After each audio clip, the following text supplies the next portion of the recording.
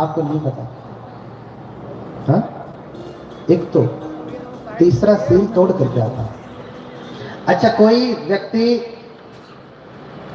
किसी स्त्री के साथ दुर्व्यवहार करता है तो पाप हुआ ना, दंडनीय अपराध हुआ ना। अब पशु के साथ करे तो आजकल तो गाय या भैंस बिना उसकी मर्जी को उसको प्रेग्नेंट कर देते हैं, सीमन चढ़ा दे, करते हैं ना।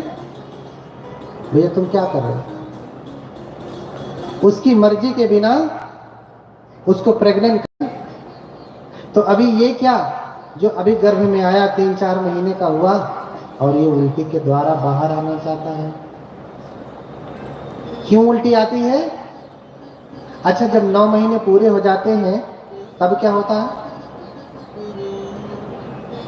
9 महीने पूरे हो जाते हैं तब क्या होता है? तब बाहर नहीं आता, फिर सीजर कराना पड़ता है, डॉक्टर के पास ले जाना पड़ता है, काट पीट करके खींच करके जबरदस्ती उसे बाहर निकालना पड़ता है। ऐसा क्यों होता है? ये आपको संकेत दे रहा है कि ये अभी जिद्दी है पेट से ही, क्योंकि तैयारी अच्छी नहीं हुई। बिना तैयारी के गर्भ में आ गया, आते ही अभी 3 महीना 2 महीना हुआ है, ये गर्भ से बाहर आना चाहता हुआ। जब इसे गर्भ में रहना चाहिए तो ये गर्भ से बाहर आना चाहता है, और जब 9 महीने पूरे हो जाते हैं तो ये गर्भ से बाहर नहीं आता, कहता मैं नहीं निकलूंगा, नहीं निकलूंगा। फिर डॉक्टर के पास ले जाते हैं, काट पाए और फिर खींच करके बाहर निकालते, तेरा समय हो गया, बाहर निकल। ये जिद्दी गर्भ से ही है, आपको संकेत दे रहा। जब ये पेटावे में से बात नहीं मान रहा है तो बाहर वहां मानेगा? मानेगा नहीं। ऐसा क्यों हुआ? क्योंकि आपने तैयारी नहीं किया। क्या आपने सच में बेटी को गर्भ में बुलाया कि अपने आप आ गया? पता नहीं कब आया, आपको पता ही नहीं चला। तो पता तब चला 2-4 महीना के बाद, जब उल्टी आई। आपके खेत में धान खड़ा हो जाता है, आपको पता नहीं चलता। उसकी तैयारी करते हैं आप कि नहीं मुझे धान बोना, तब जाके फसल अच्छी होती है। बिना बुलाए खेत में घास जमती है, घास।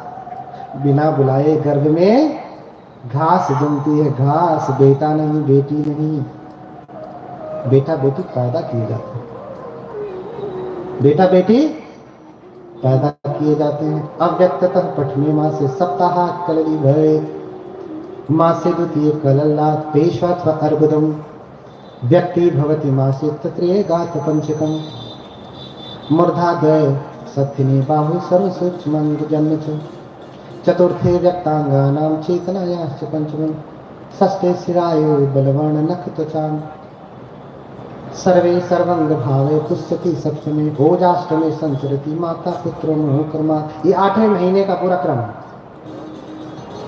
ये पूरा क्रम है जो मैंने आपको बताया। इस क्रम को ठीक करेंगे तब जाकर के संतान 9वें महीने में बाहर ठीक से आएगी। तो पहले तैयारी करें, जैसे फसल की तैयारी करनी होती है ऐसे बेटे बेटी की तैयारी करें। शादी विवाह कर लिया आपने, वैवाहिक जीवन का आनंद लीजिए, लेकिन बेटा बेटी संतान ऐसे मत पैदा करिए। संतान के लिए फिर इसी को कहते हैं फैमिली प्लानिंग। फैमिली प्लानिंग का मतलब ये नहीं कि 2 हो गए बस प्लान, ये क्या है? अर्थ से ही समझो आप, फैमिली प्लानिंग का मतलब क्या है? सच्ची फैमिली प्लानिंग यही है कि हम अब बच्चे को जन्म देने जा रहे हैं, तो बेटे को जन्म देने जा रहे हैं, घास को नहीं, पतवार को नहीं, तिन्ना को नहीं, धान को जन्म देने जा रहे हैं। बिना पूछे खेत में तिन्ना ही नहीं जमता है। हाँ, अपने मन में का साफ काम करता, अपने मन में जमता है, अपने मन में बढ़ता है, अपने मन में झड़ भी जाता है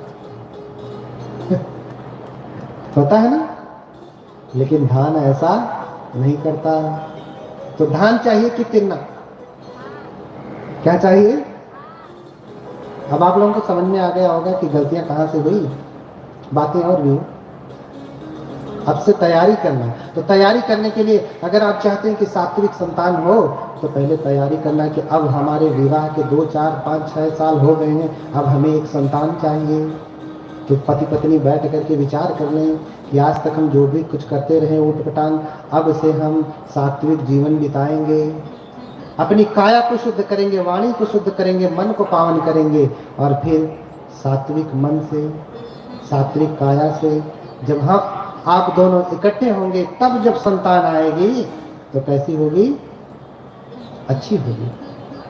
और गर्भ में आ गई, इतना से ही काम खत्म नहीं होता। धान रोक दिया, आपकी ड्यूटी खत्म नहीं है, पूरा अंत तक जिम्मेदारी, 9 महीने तक पूरी जिम्मेदारी आपको करनी पड़ेगी। माँ गर्भ में बच्चे को लिए हुए है और देख क्या रही है?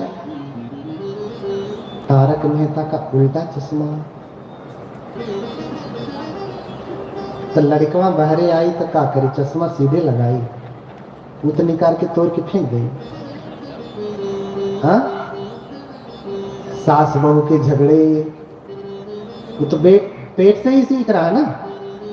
आपने एक कथा सुनी होगी कि अभिमन्यु गर्भ में थे तो कथा सुना, उनके पिता चक्रव्यूह तोड़ने की कला सिखा रहे थे। माता सो गई तो बेटा भी सो गया। हाँ, इसलिए अंतिम व्यूह तोड़ना उन्होंने गर्भ में सीखा नहीं, क्योंकि माँ सो गई तो बच्चा सो गया। हाँ, ये सारी कथाएं पहले से ही प्रेरित है यहाँ पे। इसलिए आप इसे ठीक करें, क्योंकि आप जो खाती हैं, कल हमने बताया मनोसंचेतना आहार, कबली का आहार तो आप ठीक लेते हैं, लेकिन मन का आहार ठीक नहीं लेते। क्योंकि हम जो भोजन करते हैं ना, उसका सत्व आप ही को नहीं जाता, आपके बच्चे को भी जाता है। आपने सेब खाया तो आपके शरीर को ही नहीं गया, किसको गया? बेटे को भी गया, बेटी को, जो भी है संतान आपके घर में, उसको भी गया। ऐसे ही आपने क्रोध किया तो क्रोध आप ही नहीं कर रहे हैं, क्रोध का संस्कार किसको जा रहा है? बच्चे को भी जा रहा है। जैसे जो माँ गर्भवती है, पति बड़ा बदमाश है, डरा धमका के रखता है, मारता पीटता है, पत्नी हमेशा डरती रहती है, तो उसका बेटा भी पेट से ही डरपोक हो जाएगा। क्या हो जाएगा? क्योंकि माँ डर रही है, तो माँ डर रही है तो माँ के द्वारा जो है नाभि से बच्चा भी जुड़ा हुआ है। माँ डरेगी तो बच्चा भी डरेगा। डरना वो गर्भ से ही सीख के आ रहा है। इसलिए बुद्ध कहते हैं, बुद्ध के शब्दों में, आज की भाषा में कहूं तो आप गर्भ से ही आईएएस स्पीशीज पैदा कर सकते हैं। आईएएस स्पीशीज गर्भ से ही पैदा कर सकते हैं, बस आपको समझना पड़ेगा। यही है बुद्ध का वैज्ञानिक धर्म। ये नहीं कि पानी कैसे बनता है, फिटकरी कैसे बनती है, जान भी गए तो कौन सा तुम्हारा दुख दूर हो गया? बताओ। पानी H2O है, हाइड्रोजन का 2 अणु, ऑक्सीजन के 1 अणु, जान गए तो बताओ कौन सा दुख खत्म हुआ? नहीं ना खत्म हुआ। ये विज्ञान जाने तो आपका दुख खत्म होगा ही, जो बच्चों से इतने परेशान रहते हैं। कल को नहीं तो बच्चे को लेके आएंगे, कहेंगे बंटी जी तो हमारा लड़का, इसको कुछ कहिए, कोई मंत्र फूकिए कि ये ठीक हो जाए। अरे बेनवा तो पहले ही गड़बड़ कर देला तो हम का ठीक है? हाँ, फसल तो पहले ही गड़बड़ है ना। इसलिए चारों नियम को ध्यान में रखें। पूरे गर्भ में 9 महीने कोई मजाक नहीं है। संतान को जन्म देना कोई मजाक नहीं है। मजाक करेंगे तो मजाक ही पैदा होगा। देखिए आजकल बच्चे गर्भ से ही पैदा हो रहे थे एकदम कमर हिलाने वाले। क्यों? विद्वान कम, कमर हिलाने वाले ज्यादा हो रहे हैं। ऐसा क्यों? क्योंकि आज घर घर में मोबाइल है और हर माँ वही कमर हिलाने वाला देख रही है। बेटा भी गर्भ में देख रहा, बाहर निकलते ही कुछ सिखाना उठाना नहीं है, बस खाली म्यूजिक बजाइए, वो तो पहले ही सीख करके आया। हाँ, छोटे छोटे बच्चे ऐसा कमर हिलाते हैं कि क्या कहेंगे। छोटे छोटे बच्चे आईएएस नहीं बन रहे हैं, लेकिन बढ़िया बढ़िया डांसर हो जा रहे हैं। हाँ, जो डांसर होने के लिए 10 वर्ष लगते थे, आज वो वर्ष भर भी नहीं लगता, वो हो जा रहा है। क्यों? क्योंकि आप मन से वो आहार दे रही हैं गर्भ में ही।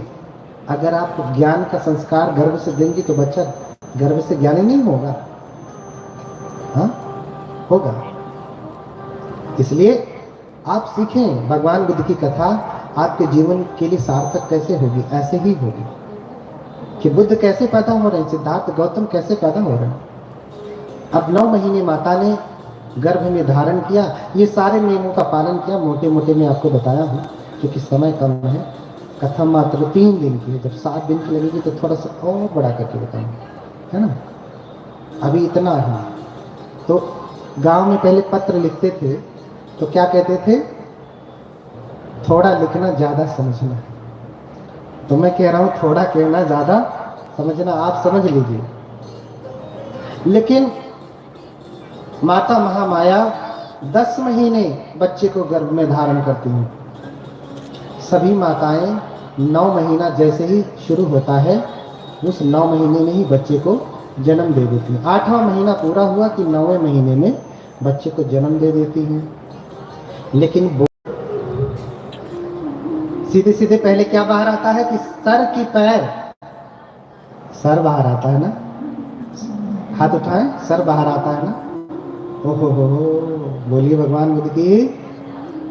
हाँ, अब आप सोचिए कि सर बाहर हो और माता खड़ी हैं, बच्चे को जन्म दे रही, बच्चा गिरा धड़ाम से तो सर नहीं फट जाएगा। हाँ? अब देखिए, सीधे सीधे का अर्थ होता है पहले पैर बाहर आता है, सर नहीं। आपने गांव में देखा हो गर्दने में साल पड़ जाती है ना। स्पष्ट कर रहा हूँ, घबराइए, मैं उत्तर दे रहा हूँ, आप खुद ही समझ जाएंगे। हाँ? गांव में साल पड़ जाती है ना, टेढ़ा हो जाता है गर्दना, सीधा नहीं रहता, गर्दना टेढ़ा हो गया। अब ये कैसे सीधा होगा? हाँ? तो गाँव में कहने, अरे जा वही फलाना लड़का टेढ़े पैदा बोल, वही से लात मरवाया, ठीक हो गया। जो टेढ़ा पैदा हुआ है वो टेढ़े को सीधा कर पाएगा?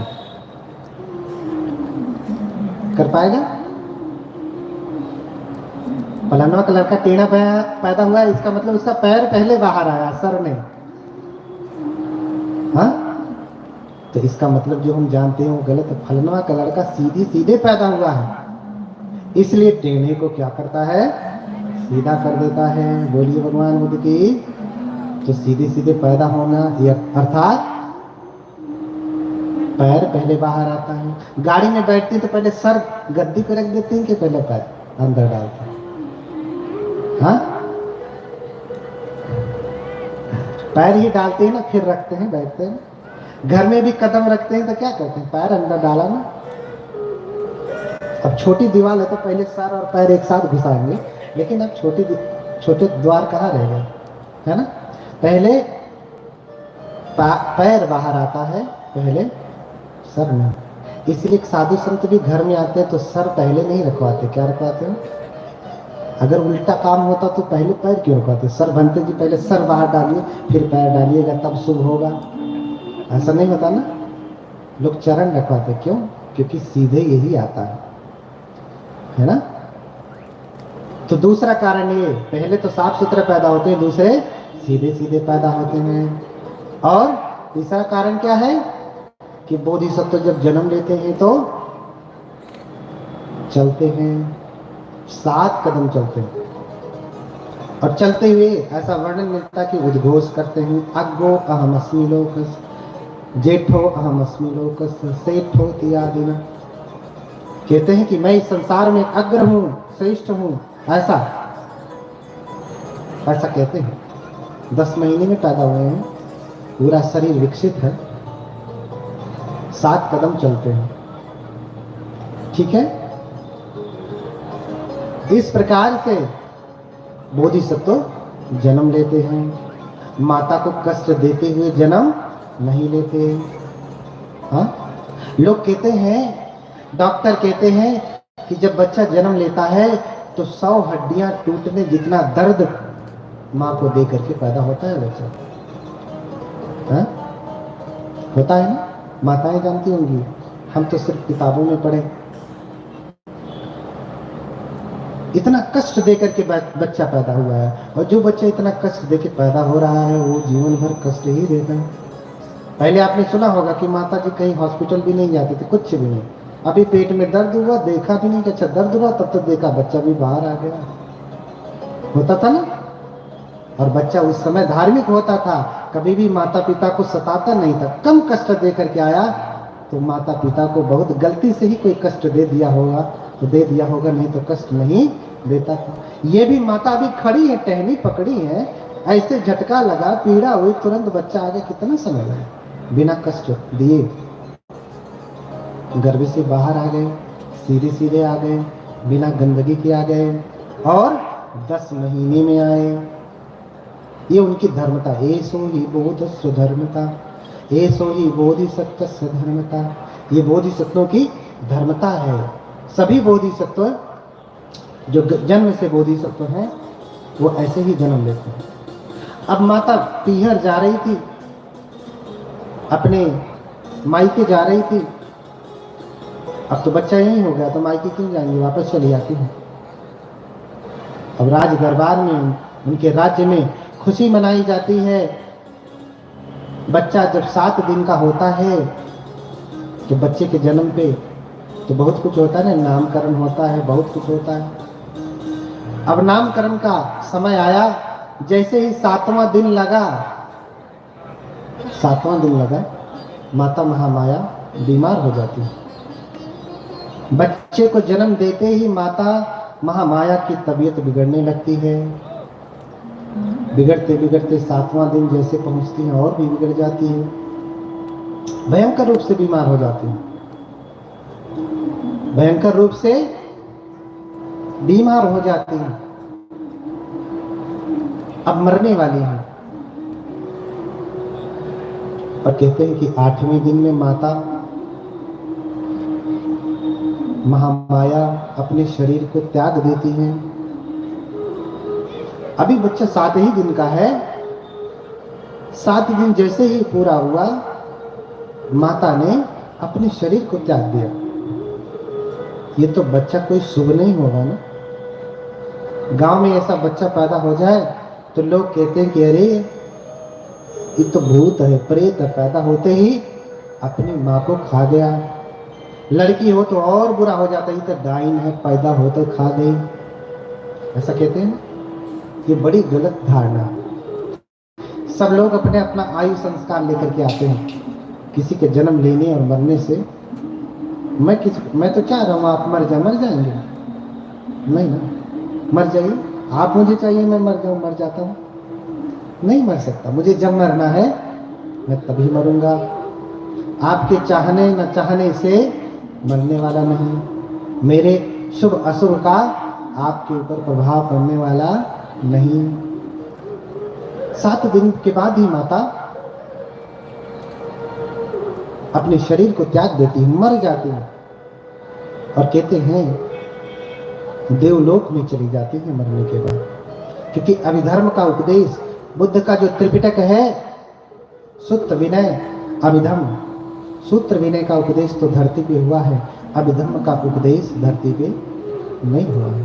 अपनी माता को बाद में जब बुद्ध बनते हैं तो उपदेश देते हैं, फिर संकिसा उतरते हैं। आगे की कथा में बताऊंगा। देवलोक चली जाती है। अभी प्रश्न होगा, सुतस्य किम कारणम यदि सर्वज्ञ मातारम चरमे 7वें दिवसे माता जहति जीवितम। इसका कारण क्या है कि 7 ही दिन के बाद माता मर जाती है? बताइए, अगर बच्चा बुरा नहीं है तो माँ क्यों मर गई भाई? अगर बच्चा पुण्यवान है तो माँ को जीना चाहिए, लेकिन माँ जीती नहीं। चरमे 7वें दिवसे माता जहति जीवितम। 7वें दिन माता मर जाती है, शरीर छोड़ देती है। कारण क्या है? क्यों? क्योंकि जिस गर्भ में बोधिसत्व निवास करते हैं वो गर्भ चैत्य की भांति पावन होता है। अब वो दूसरे किसी के रहने के अयोग्य हो जाता है। अगर माँ जीवित रही तो फिर से कोई न कोई उस गर्भ में आएगा और माता की कुक्षी जो है, गर्भ जो है, वो फिर उतना पावन नहीं रह जाएगा। इसीलिए मात्र 7 दिन में ही माता महामाया शरीर छोड़ करके चली जाती है। वर्णन मिलता है जितने भी बुद्ध होते हैं सबकी माताएं ऐसे ही होती हैं, 7वें दिन में शरीर छोड़ देती है। 7वें दिन के बाद वो नहीं रहती है। तो अपनी जिम्मेदारी अपनी बहन को, प्रजापति गौतमी को दे करके गए। मरने के बाद प्रजापति ही ज्यादा ध्यान रखेगी, तो मेरे बेटे के लिए माँ से भी बढ़कर के भी होगी। तभी से कहावत कही गई, माई मुँह मौसी। कल बताया था ना कहावत, कल एक कहावत बताया था ना, आज दूसरी बता रहा हूं, माई मुँह मौसी जिए। कल बताऊंगा कि पतली गली से हाँ निकल जाए, है ना। तो मौसी को जिम्मेदारी देके गई। अब ये घटना 80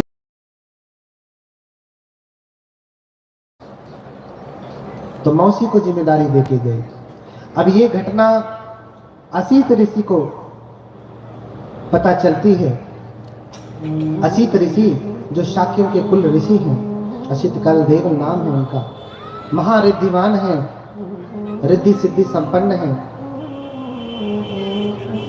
और देखते हैं कि देवलोक में कोलाहल हो रहा है। ऋषि क्या देखते हैं? देवलोक में कोलाहल हो रहा है। कौन से देवलोक में? क्योंकि शाक्यों के ऋषि परम सामर्थ्यवान हैं, रिद्धि बल से देख रहे हैं कि देवलोक में इतना बैंड बाजा क्यों बज रहा है, लोग नाच क्यों रहे हैं, नाच भी कैसे रहे हैं। अच्छा, आपने कभी किसी को देखा है कि साइड निकाल के ऐसे ऐसे घुमा घुमा के नाचता है? देखा है? कहां से सीखा?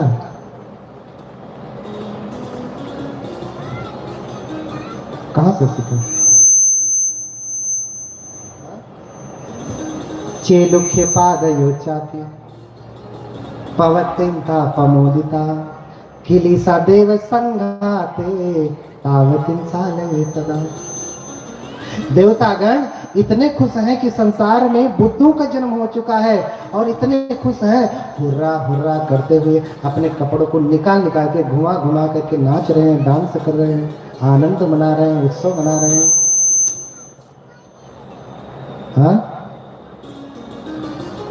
कैसे गड़बड़ हो जाता भैया कहा? हाँ,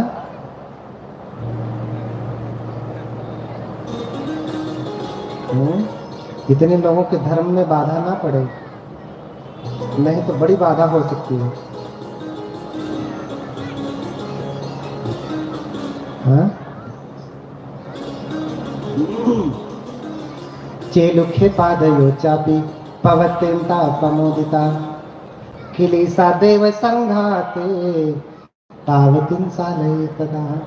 तो तावतिं से देवलोक के प्राणी अपने कपड़ों को उछाल उछाल करके नाच रहे हैं, खुशी मना रहे हैं। असित ऋषि जब देखते हैं कि तुम लोग क्यों नाच रहे हो, क्यों उत्सव मना रहे हो, कह रहे अरे आपको नहीं पता, अरे पूरे कपिलवत तुम्ही जातो सुदोधन नामत्र जो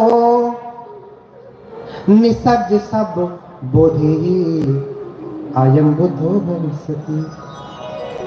अरे आपको नहीं पता, इस कपिल वस्तु के राजा सुदोधन के घर में ऐसे पुत्र का जन्म हुआ है जो परम ज्ञान को प्राप्त करके बुद्ध कहलाएगा। हाँ, बुद्धोति सदं सुत्वा पीतियो दग्गमानस।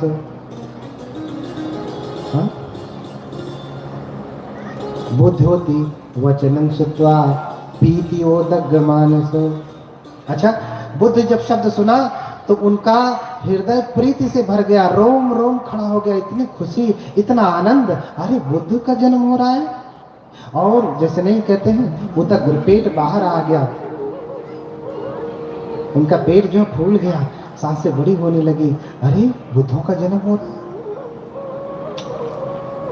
हाँ, सख भावेन संठातो नेव सखी गुणा करो। हाँ? बुद्धोति वचनम सुत्वा पीति ओदग मानसो सख भावेन संठातुम नेव सखी गुणा करो। हाँ? जब वो बुद्ध वचन सुना कि बुद्ध जन्म लेने वाले हैं, तो वो तो तपस्वी है, स्थित प्रज्ञ है, विचलित होने वाले नहीं है, न सुख से, न दुख से, न भय से, हाँ, न निंदा से, न प्रशंसा से, लेकिन ये शब्द सुन करके विचलित हो गए। विचलित होने का अर्थ है भाव विभोर हो गए, उनके रोम रोम खड़े हो गए, उनके शब्दों से वचन नहीं फूट पा रहे हैं, वचन नहीं निकल पा रहे हैं। क्यों? क्योंकि बुद्धोति शब्दम दुर्लभम लोकस्मिन्। बुद्ध शब्द इस संसार में दुर्लभ है, इतनी आसानी से बुद्धों का जन्म नहीं हुआ करता। तो तुरंत वहीं से कहते हैं अच्छा बुद्ध का जन्म हुआ है तो मैं बुद्ध का दर्शन करने जाता हूँ, होने वाले बुद्ध का दर्शन करना चाहता हूँ। और वहीं से तुरंत पहुंचते हैं राजा के कपिलवस्तु, और राजा के राजद्वार पे, गेट पे खड़े हो जाते हैं और संदेशा भिजवाते हैं, जाओ कहो राजा से कि असित ऋषि आए हैं। तुरंत सूचना मिलती, राजा स्वयं भागा भागा, शुद्धोधन स्वयं भागा भागा जाता है, ऋषि को साथ सम्मान लेकर के आता है। निसज्जित्वा सुपन्यते निसिन्नवासनेसी, लेकर के आया राजन, और कहाँ बिठाया? पहले ही सीट लगा के रखा है कि ऋषि आ रहे हैं, असित ऋषि आ रहे हैं, उनके लिए सीट पहले से ही बना के रखा। देखिए जब आपके घर में, ये परंपरा है बौद्धों की, आप कहीं भी जाएं, श्रीलंका, थाईलैंड, बर्मा, जहाँ भी बौद्ध देश में जाएंगे, जब कोई भिक्षु आने वाला होता है तो पहले से ही सारा आसन बिछा के रखते। ये नहीं कि पहले भंते को लेकर के आए, फिर भंते जी आइए थोड़ा खड़े रहेंगे, भंते अरे लाओ रे चारपाई निकालो, कुर्सी निकालो, सोफा निकालो, बिठाओ।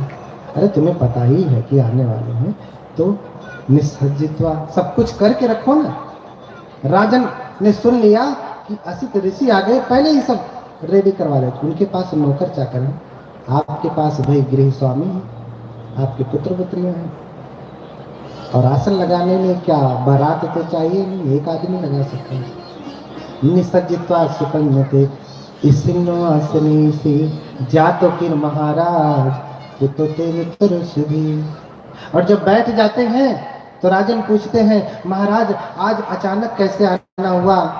ऋषि कहते हैं कि जातो किन महाराज पुतोते मित्रसुधी, मैंने सुना है कि तुम्हें सुपुत्र प्राप्त हुआ है, तुम्हें पुत्र रत्न की प्राप्ति हुई है। हाँ, तुम्हें पुत्र रत्न की प्राप्ति हुई है। दत्त चिच्छा महामिति आह राजा अलंकितम आना पेत्वा कुमारंतम वंदा पेतुम उपागमि।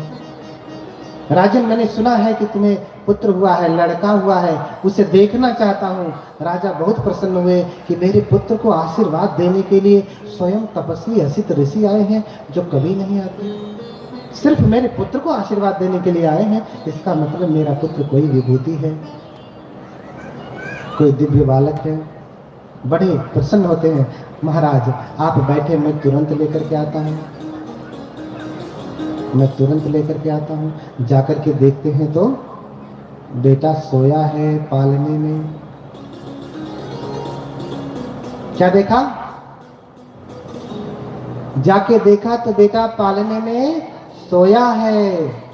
वापस आता है और असित ऋषि से कहता कि महाराज देखो, साधु संतों को, ऋषियों को भी महाराज कहते हैं, हाँ, स्वामी कहते हैं। अगर आप श्रीलंका में जाएंगे ना तो भिक्षुओं को स्वामी वहन से कहते हैं, अर्थात सिंगल में कहते हैं।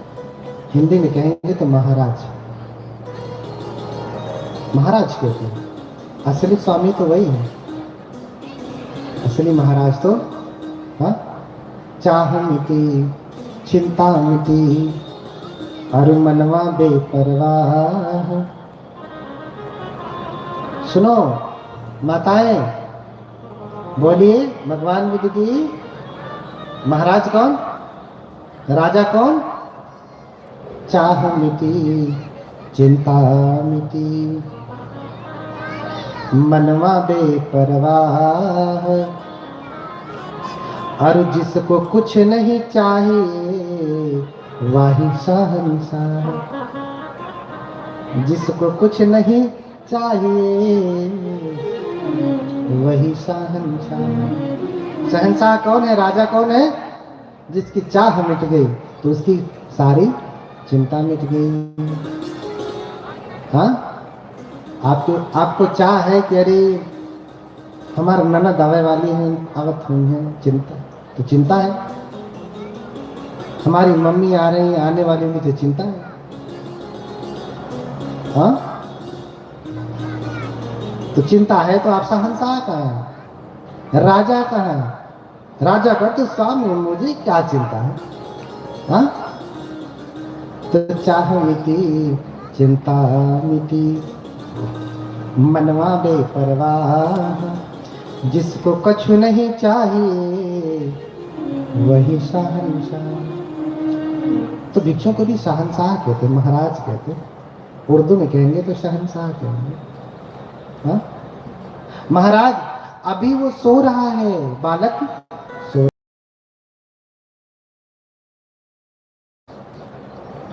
तो मौसी को जिम्मेदारी देके गई। अब ये घटना असीत ऋषि को पता चलती है। असीत ऋषि जो शाक्यों के कुल ऋषि हैं, असित कलदेव नाम है उनका, महारिद्धिवान है, रिद्धि सिद्धि संपन्न है। और देखते हैं कि देवलोक में कोलाहल हो रहा है। ऋषि क्या देखते हैं? देवलोक में कोलाहल हो रहा है। कौन से देवलोक में? क्योंकि शाक्यों के ऋषि परम सामर्थ्यवान हैं, रिद्धि बल से देख रहे हैं कि देवलोक में इतना बैंड बाजा क्यों बज रहा है, लोग नाच क्यों रहे हैं, नाच भी कैसे रहे हैं। अच्छा, आपने कभी किसी को देखा है कि साइड निकाल के ऐसे ऐसे से घुमा घुमा के नाचता है? देखा है? कहां से सीखा?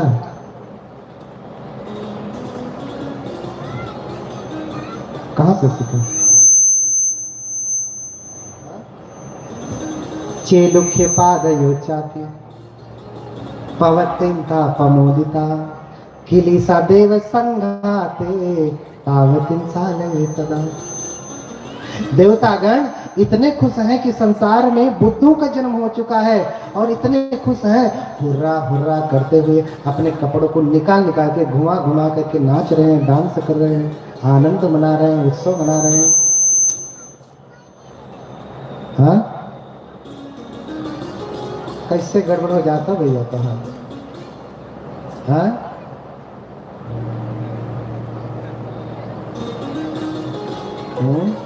इतने लोगों के धर्म में बाधा ना पड़े, नहीं तो बड़ी बाधा हो सकती है। हाँ?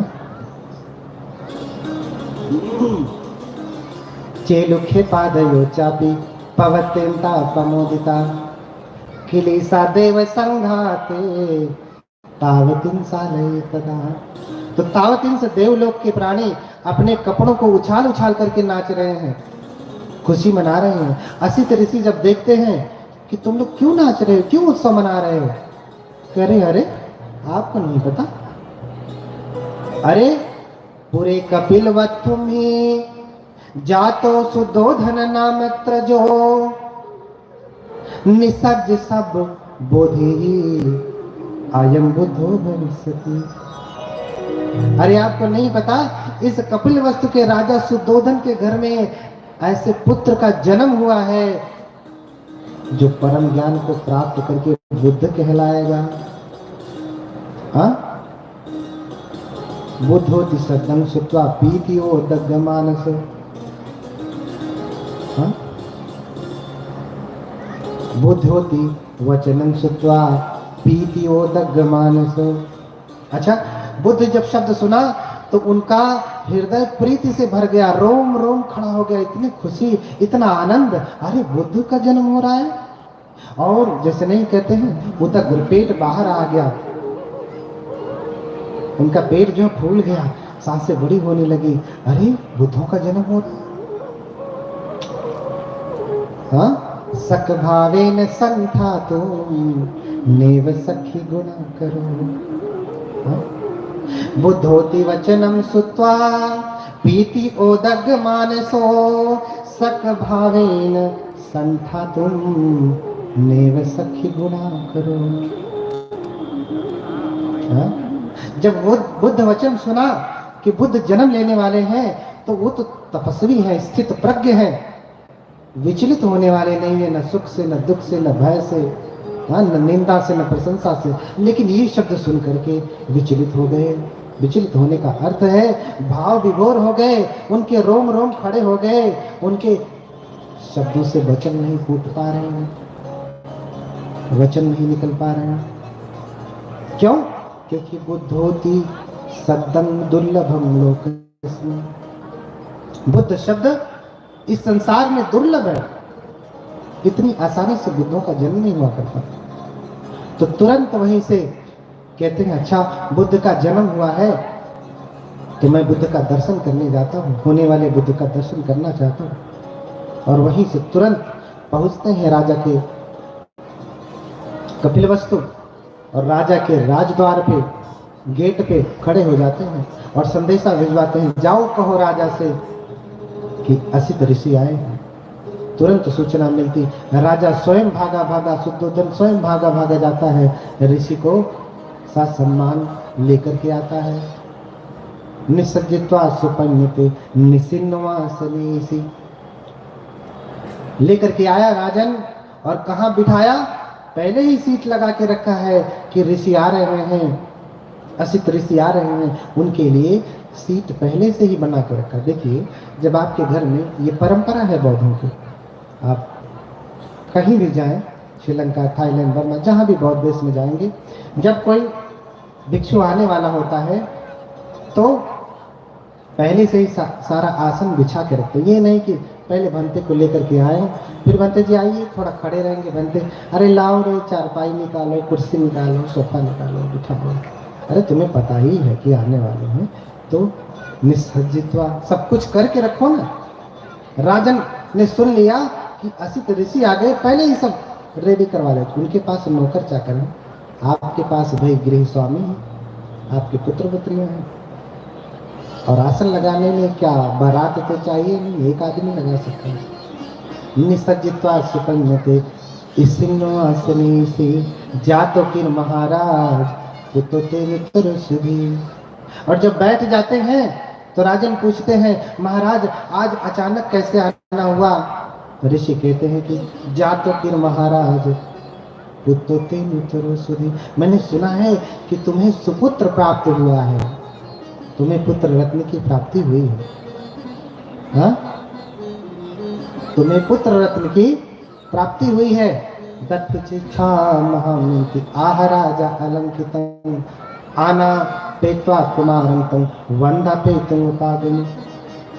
राजन, मैंने सुना है कि तुम्हें पुत्र हुआ है, लड़का हुआ है, उसे देखना चाहता हूँ। राजा बहुत प्रसन्न हुए कि मेरे पुत्र को आशीर्वाद देने के लिए स्वयं तपस्वी असित ऋषि आए हैं, जो कभी नहीं आते। सिर्फ मेरे पुत्र को आशीर्वाद देने के लिए आए हैं, इसका मतलब मेरा पुत्र कोई विभूति है, कोई दिव्य बालक है। बड़े प्रसन्न होते हैं। महाराज आप बैठे, मैं तुरंत लेकर के आता हूँ, मैं तुरंत लेकर के आता हूँ। जाकर के देखते हैं तो बेटा सोया है पालने में। क्या देखा? जाके देखा तो बेटा पालने में सोया है। वापस आता है और असित ऋषि से कहता कि महाराज देखो, साधु संतों को, ऋषियों को भी महाराज कहते हैं, हाँ, स्वामी कहते हैं। अगर आप श्रीलंका में जाएंगे ना तो भिक्षुओं को स्वामी वहन से कहते हैं, अर्थात सिंगल में कहते हैं। हिंदी में कहेंगे तो महाराज, महाराज कहते हैं। असली स्वामी तो वही है, असली महाराज तो हाँ, चाह मिटी चिंता मिटी और मनवा बेपरवाह। सुनो माताएं, बोलिए भगवान बुद्ध की। महाराज कौन? राजा कौन? चाह मिटी चिंता मिटी मनवा बेपरवाह। और जिसको कुछ नहीं चाहिए वही शहंशाह। जिसको कुछ नहीं चाहिए वही शहंशाह। शहंशाह कौन है, राजा कौन है? जिसकी चाह मिट गई तो उसकी सारी चिंता मिट गई।